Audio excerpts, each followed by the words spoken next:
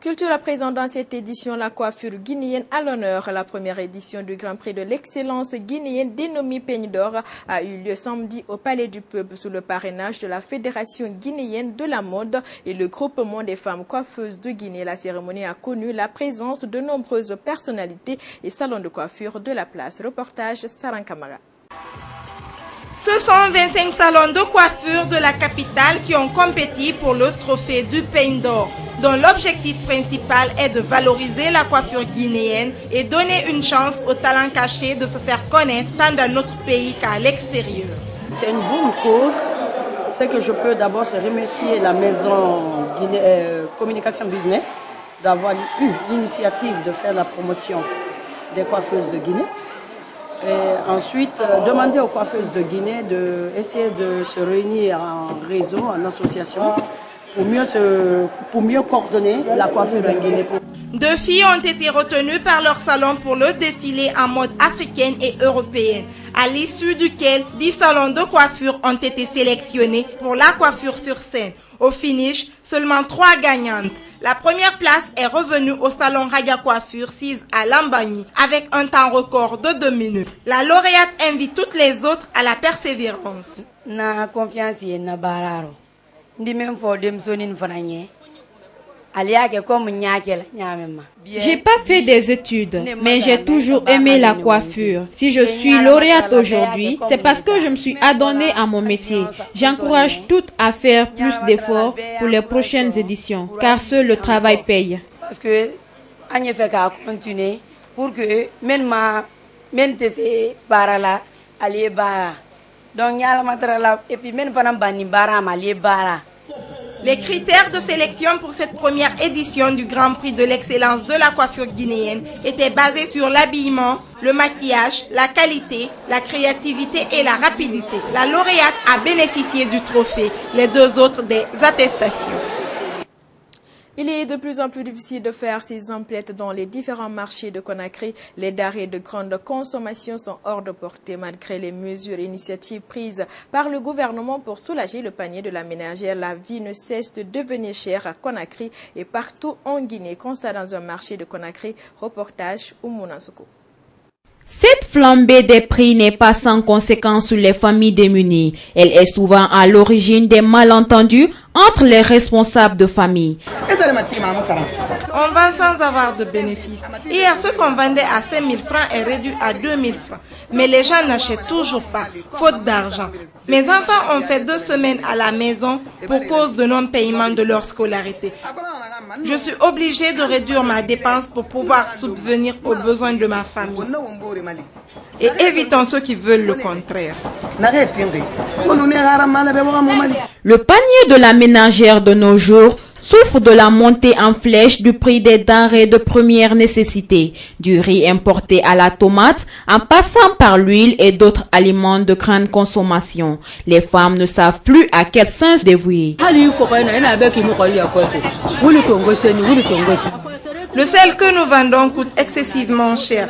Lorsque nous les revendons en détail, nous n'arrivons pas à nous en sortir. C'est à peine si nous arrivons à faire des bénéfices.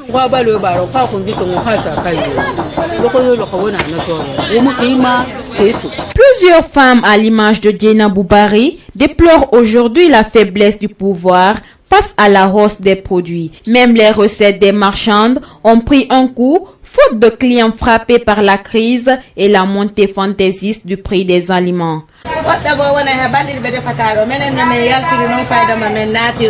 Actuellement, on est là pour rien. Comme nous avons l'habitude de sortir, c'est pourquoi on s'efforce.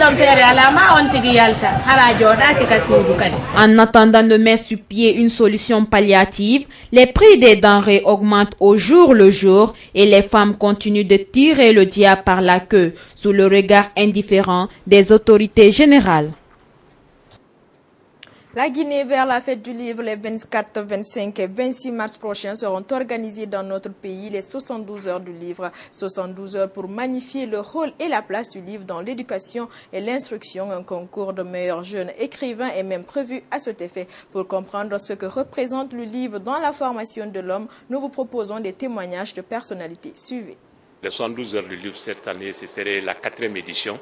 Et je pense que tous les intellectuels à tous les niveaux se mobiliseront pour soutenir les livres. En fêtant les livres, c'est une très bonne chose. Tous les pays le font, pourquoi pas la Guinée.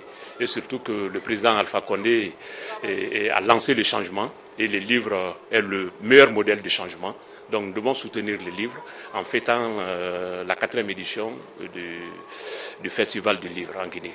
Je pense qu'aujourd'hui, nous plaidons surtout pour la cause du livre, qui est devenu un problème épineux en Guinée. C'est une situation préoccupante.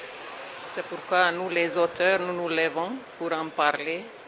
Parce qu'aujourd'hui, je pense que Conakry est la seule capitale du monde qui n'a pas une librairie digne de ce nom. On n'a que des librairies par terre. Dans les écoles, c'est très rare celles qui ont une bibliothèque scolaire. Les bibliothèques préfectorales sont en voie de disparition, très mal équipées, dénuées de moyens. Donc c'est une situation qui ne donne pas l'accès du tout pour les jeunes. Comment voulons-nous que cette jeunesse soit bien instruite, bien éduquée? Comment voulons-nous transmettre les valeurs sociales, les valeurs morales, les valeurs humaines à cette jeunesse s'il n'y a pas un lien avec la lecture, avec le livre? Les 72 heures du livre sont un événement à ne pas rater, en ce sens que ça va permettre d'établir le pont entre auteurs et lecteurs. Mais surtout, ce serait une occasion aussi d'insister sur la place du livre dans l'éducation, qui est le thème de cette année, thème auquel Monsieur le Premier ministre vient fort heureusement d'apporter son soutien. Et il nous promet un soutien total et nous espérons.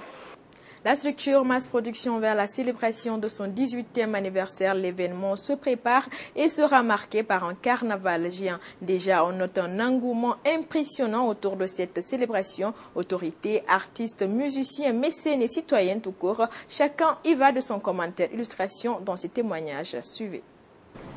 De par le brassage culturel, Mass Production a démontré aux Guinéens que nous n'avons pas autre chose que de vivre ensemble.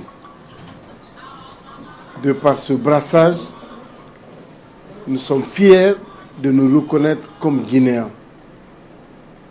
Et grâce à Mass Production, nous avons vu évoluer toutes les cultures guinéennes à travers les chansons, à travers le théâtre, à travers les sketchs, à travers la littérature. Je suis très fier de ce qu'ils font et je suis persuadé que le mouvement qu'ils vont lancer dans les jours à venir, ce mouvement va marquer la conscience du peuple de Guinée.